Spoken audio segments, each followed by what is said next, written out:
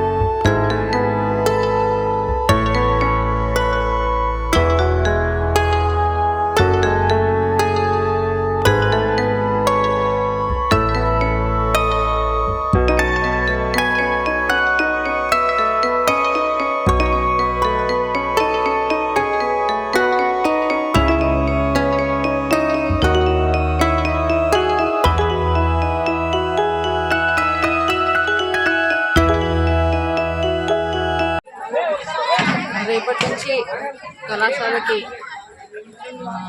Dasara festival holidays వస్తున్నాయి కాబట్టి ఇవాళ వెల్దుర్తి కళాశాలలో ఘనంగా బతుకమ్మ సంబరాలు జరుపుకోవడం జరిగింది. నేను కూడా పార్టిసిపేట్ చేయడం జరిగింది. In the same way farewell party కూడా చేసుకోవడం జరిగింది. విద్యార్థులు అధ్యాపకులు అందరూ చక్కగా ప్రోగ్రామ్ని అరేంజ్ చేసి సక్సెస్ఫుల్గా చేశారు. I wish them all the best. చదువులపైన కూడా శ్రద్ధ పెట్టి in the same way focus పెట్టి రిజల్ట్ పెంచాలి అని, the same way enrolment 15th వరకు అడ్మిషన్స్ లాస్ట్ డేట్ ఉంది కాబట్టి ఎన్రోల్మెంట్ కూడా ఇంక్రీజ్ చేయాలి అని